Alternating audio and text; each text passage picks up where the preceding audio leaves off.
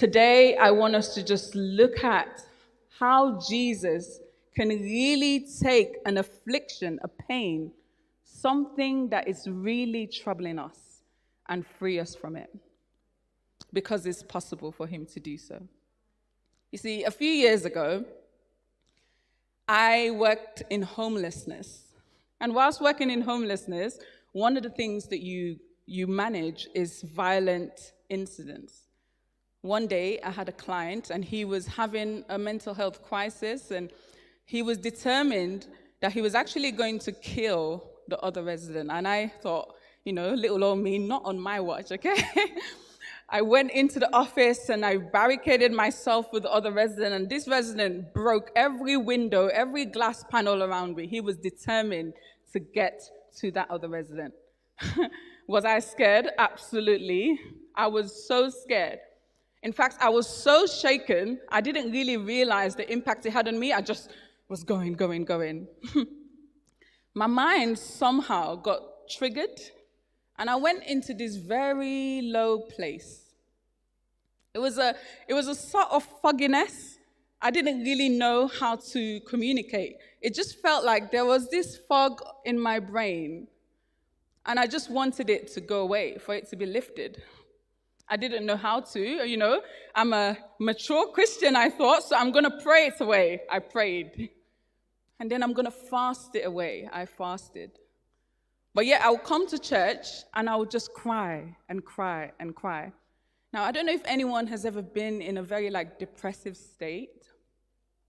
But one of the things that go in this low place is the way you look after your living environment. My room became so messy. It's like, this is a lot of mess here.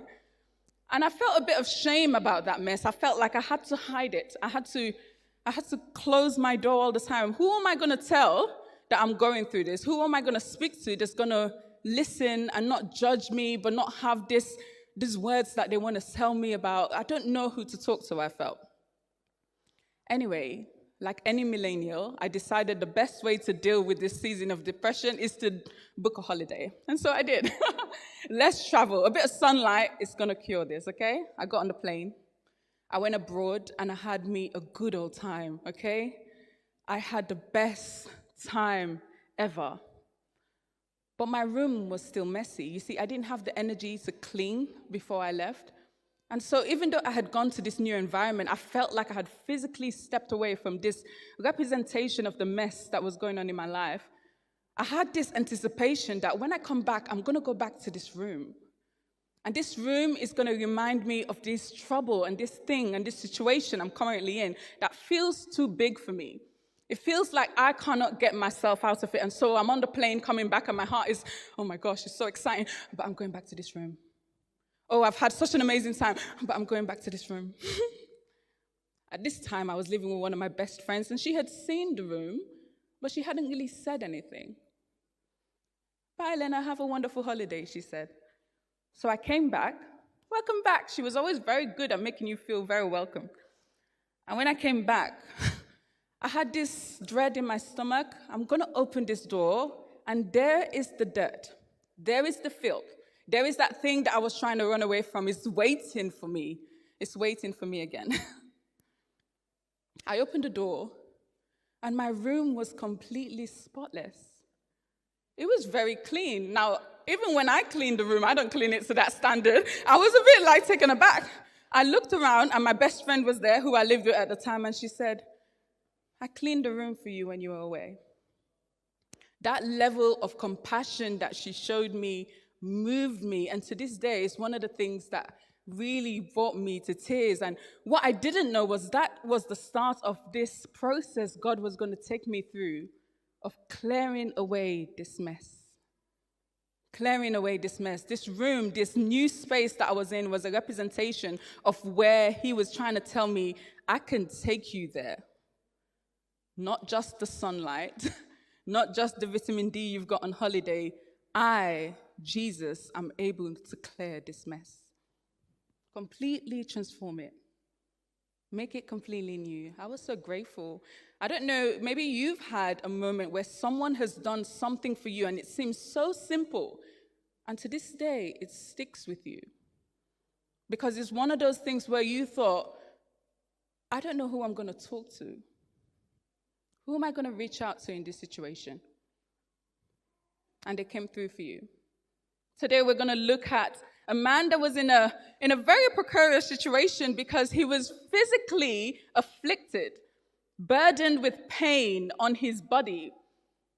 Jesus came through for him in a way that he, I'm sure, could not have fathomed, and he could do exactly the same for you. No matter how troubling or how much of a mess it is, no matter how much we want to hide it, he can do it. So can we turn our Bibles and just look at the book of Mark? We're in chapter 1, but we're reading from verses 40 to 45. It's the story about a man with leprosy. A man with leprosy. And when you're there, just say I, and then I'll start reading. Are we there? I? Aye, okay. I'm one of those speak back to me kind of people. Let's read. A man with leprosy came to him, Jesus, and begged him on his knees. If you are willing, you can make me clean. Filled with compassion, Jesus reached out his hand and touched the man. I am willing, he said. Be clean. Immediately, the leprosy left him, and he was cured. Jesus sent him away at once with a strong warning. See that you don't tell this to anyone, but go and show yourself to the priests and offer the sacrifices that Moses commanded for your cleansing as a testimony to them. Instead, he went out and began to talk freely, spreading the news. As a result, Jesus could no longer enter a town openly, but stayed outside in lonely places. Yet the people still came to him from everywhere. A man that was afflicted in pain came to Jesus. If you can, if you're willing, can you clean me? One of the things that I found really interesting about this story is sometimes when we hear the word leprosy, it might feel a bit far, like, what is leprosy? I thought about maybe sharing some images of what this was, and I thought, actually, it's such a shocking image, I don't want to share that. Because this is the reality of some people, even to this day, right? It's an illness that really can wreak havoc to somebody's body. When someone has leprosy, it's not something that you can hide. There is the scabs on the flesh that makes it visible. There is the sunken eyes, right? There is the wounds that have pores coming out of it. And sometimes there's the limbs that have to be cut off because of how the nerve has been damaged. When someone had leprosy, they were really going through it. It was one of those kind of illnesses that back then was considered so contagious that the person, if they were coming into town, they had to tear their clothes and scream, unclean, unclean. I had this image when I was reading it. Imagine there's a crowd of people walking, and then there's just one person that had leprosy. And as they were walking, every single person in that crowd just moved away. One by one, the crowd opened up to make space for him to walk through. Is it because they had compassion in him? No, it's because they didn't want him to come close to them. They didn't want him to touch them. But Jesus is not like those people. Jesus has compassion. Jesus has compassion. If we look at the verse here, it says, a man with leprosy came to him and begged him on his knees, if you're willing, you can make him clean. Filled with compassion, Jesus reached out his hand and touched the man. I am willing, he said, be clean. When I read that response, it really moved my heart. It reminded me of how my friend had responded to me. You see, sometimes we're going through things that feel so, this is so bad. I don't think anyone should come close to me.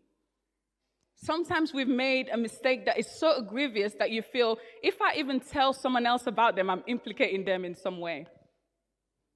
Sometimes the illness in your body, it feels so advanced that you feel there is no way anyone can look at this and have any kind of heart towards it. They're going to feel hopeless. They're not going to know what to do with it. And so here is this man who is used to people running away and stepping away from him. And Jesus comes and he touched him. He touched him. Do you know why that's incredible? Because sometimes it is very easy for us to brand people, right? The issue that you have could very soon become your identity. So when you're diagnosed with cancer, you no longer have your name. You're now this person that has cancer. When let's say you're going through something bad with your mental health, you're no longer that person, you're that diagnosis. But then it goes beyond that. When you have a character trait, something really wrong with you, maybe it's a bad attitude, right? People can easily brand you as such. There goes that one, the wicked one. The one with the bad attitude.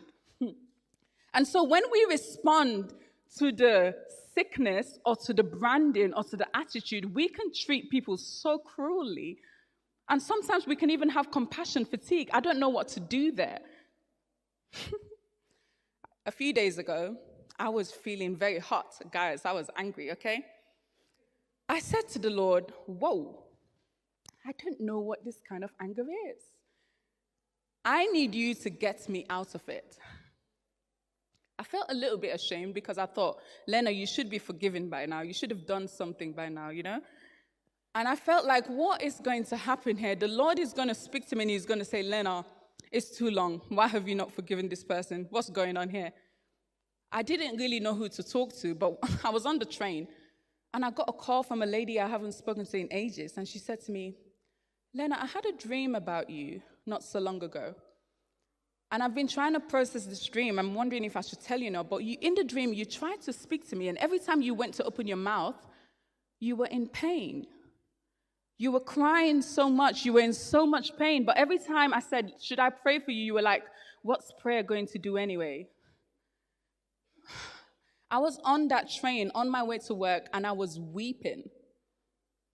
You know why I was weeping? It's not because I was now going to tell this lady everything that was going on. It's because I felt seen by the Lord. I felt like he had sent someone to me before I even opened up my mouth and asked him for help. El Roi, the God that sees me. I felt like Jesus had such compassion that he was more concerned about me and the pain that I was in than, addressing the attitude. So many times we feel when we come to God, the first thing we're going to get is a reaction. Why were you that kind of person? A bit of condemnation. How could you have done all of these things to people and think you can be forgiven? We are so afraid of how God will react. We forget that there is another side to him.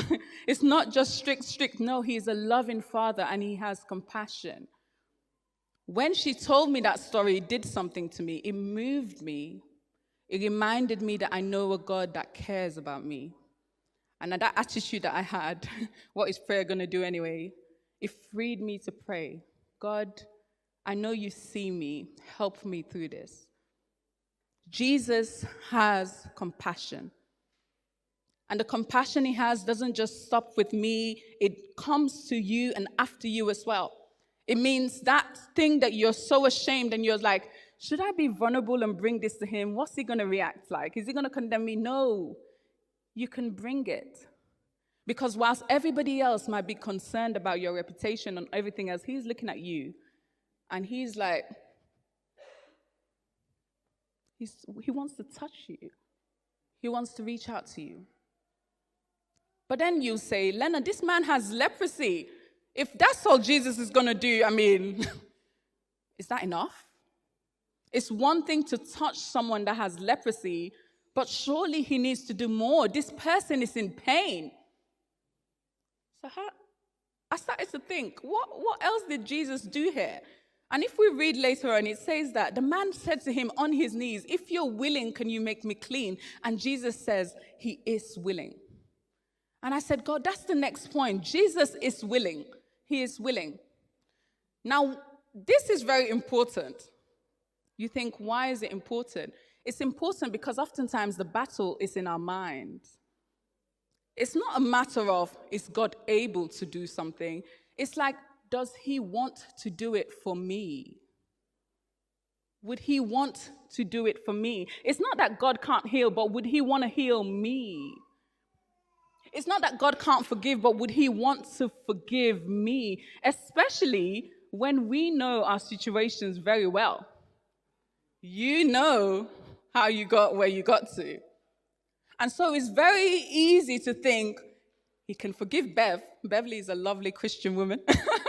He can even forgive Fernanda, he's the priest. But would he forgive me? Oftentimes, when we know our own secrets, when we know the little things we struggle with, we project so much on the Lord. Is he willing? Would he be willing? And here's another thing.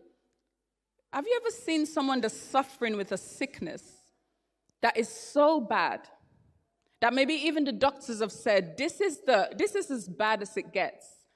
Do you know how easy it is to sit down and think, I know God can heal all those other little things, but can he heal this? Would he be able to touch this one? This is too bad. Luke in the Bible said of the man with leprosy, the man didn't just have leprosy, he was full of leprosy. It means his whole body was covered with it. Do you know what it means to have something that you feel has taken over your life? It's completely taken over. It's not just that I'm struggling with an addiction, it's that the addiction has completely taken over. Do you know what that means? It's not just that I'm struggling in my mind, it's that I feel like I'm losing my mind completely. Do you know what that feels like? And how much courage does it take when you're in that moment to say, even though I feel like this, I want to approach God. Are you willing to help me? And he looks at you and he says, it doesn't matter what it is, I am. I am able to. I am willing. Now the next battle is believing it. Because it can feel good, right? Oh, Jesus is willing, but what does that mean? Jesus is willing not because of how sad you look when you come to him. Jesus is willing not because of how much we're even, sometimes when we're crying, we're like, oh, I've really gone for it. You're really sorry because you're really weeping. I've been there. No, Jesus is willing because he has enough power to address exactly what is happening, and he is not scared of what is going on with you. He's not afraid of your sickness. He is not afraid of that thing that is tormenting you. That thing that you think is so big, no one is going to be able to overshadow this. Jesus can. He is willing to do so much more than we can even imagine. But are you willing to come to him? You see, this man, he took a lot of risk, okay?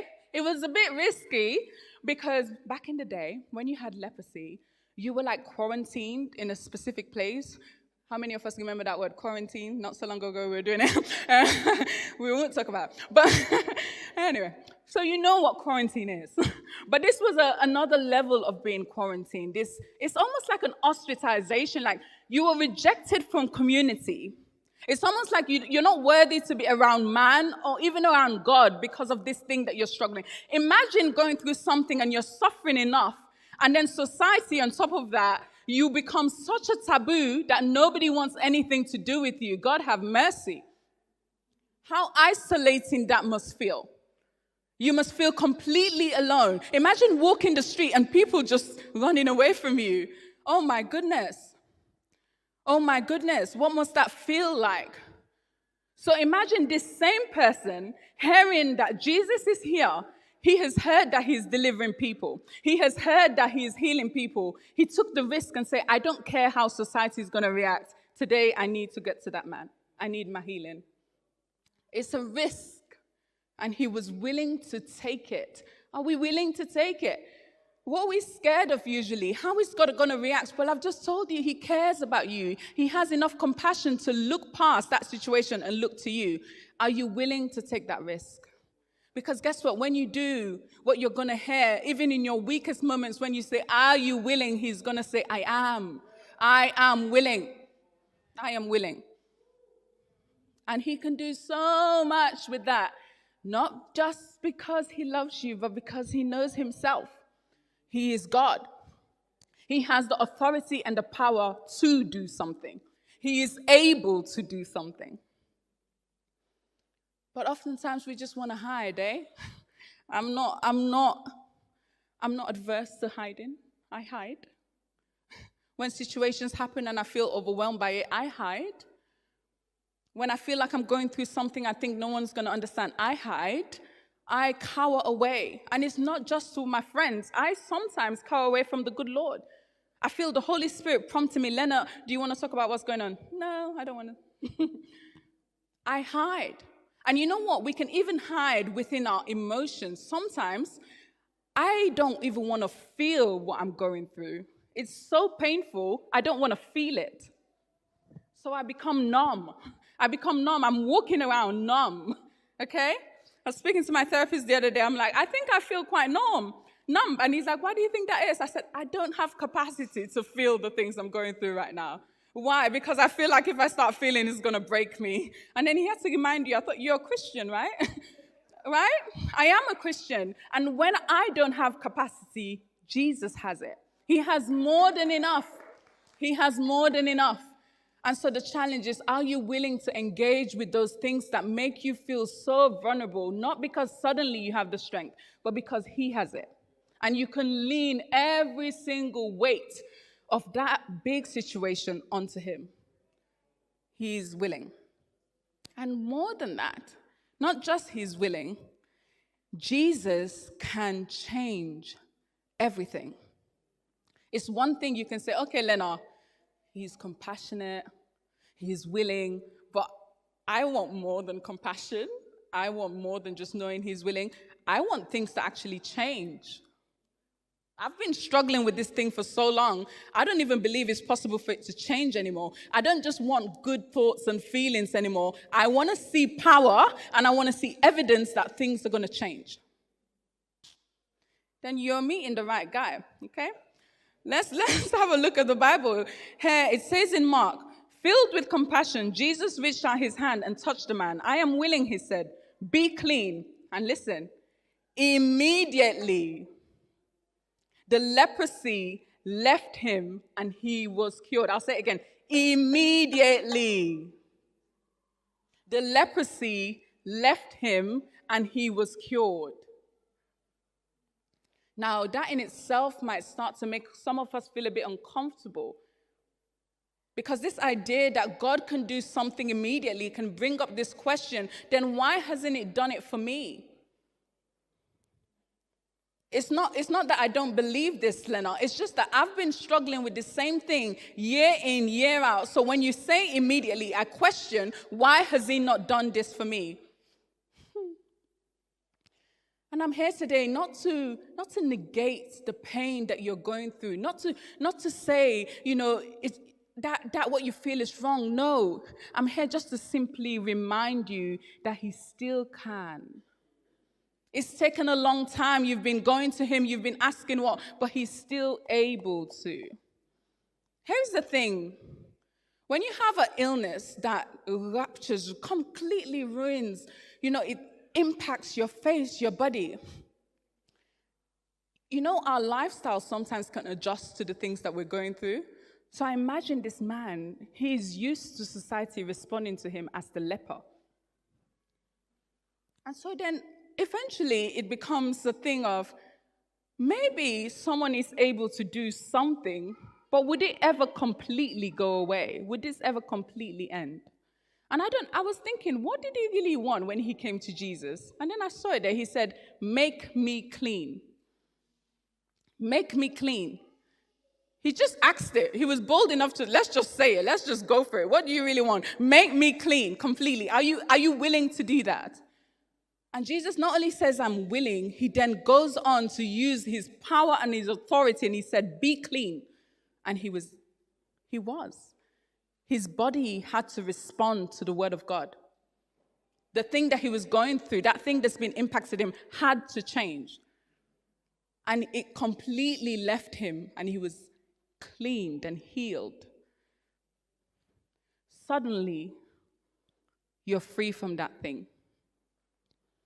Suddenly, that thing is not impacting your mind anymore. Suddenly, That problem is not impacting your personal relationships anymore. Suddenly, that thing in your body, it doesn't look like it can't go away anymore because Jesus is able. And we also can see the evidence of his power. If we read later and it says Jesus said to him, listen, go to the priest and tell them what's happened. And what did he do? The Bible says he went around telling everyone. Now, I've read a lot of different commentaries on this, and they're like, oh, he's so disobedient. He should have just listened to what Jesus said first. But here's the thing. Here's what I know. If I have been suffering with something for years, and I go to God, and he completely takes that thing away from me, everyone is going to find out. I will go on Instagram Live, Facebook Live, YouTube Live. Everyone is going to find out about it. I will shout it from the rooftops. Because why would I not? I mean, he put Jesus in quite a precarious situation because now everything was coming after him. But here's what happened. Jesus suddenly found himself having to go into the lonely places. Whilst this man that have had to be in isolation for years is suddenly out with people. There's an exchange that's happened here. There's an exchange that's been made. Jesus has taken on that thing and he now has freedom. And this is what Jesus did on the cross, and he does it again and again and again. Again and again and again. There is that thing that we have that is a thing that burdens us, and it's a word we call sin, and it's a mistake that is so heavy, and it's something that we don't know how to push past. And you say, I give it to Jesus. What does he give me in return? Freedom. And then you think, I don't want to give that to Jesus. I know how much this thing impacted me. It's going to impact him so much. But here's what the Bible says. It says, yet the people still came after him. Even though Jesus had to go into isolated places, the people still came after him because guess what? They still need Jesus. They could ostracize him, but they need Jesus. And Jesus has the capacity to handle it. He can handle it. So much so that he made a public display of sin on the cross, just to show you how much he can handle it. He can handle it. And there is this call for you and me to sometimes challenge our own selves. Can I believe for not just God comforting me? Can I believe for God completely taking this thing away? Can I believe for God actually healing me totally? Can my mental health be completely restored? Can my family come back together again? Can I actually accept that I am completely and utterly forgiven? You see, Jesus doesn't just do things in halves. He can, and he has the ability to completely eradicate that thing you're struggling with. You just have to lean on his power. He trusts himself because he's able to do it. So today I want to encourage you. I want you to think about that thing that you say, oh, what a weight. That thing that you're so ashamed about, you say no one can see it, it must be hidden. That thing that you're so afraid, if I bring it to God, what's his response going to be? Whether it's a physical ailment or whether it's a mental, whether it's an attitude that you have and you think, who do I go to? You can come to Jesus. And why? Because Jesus has compassion. Jesus is absolutely willing to intervene and step in and help you. And Jesus has the power and the ability to change everything. Remember that.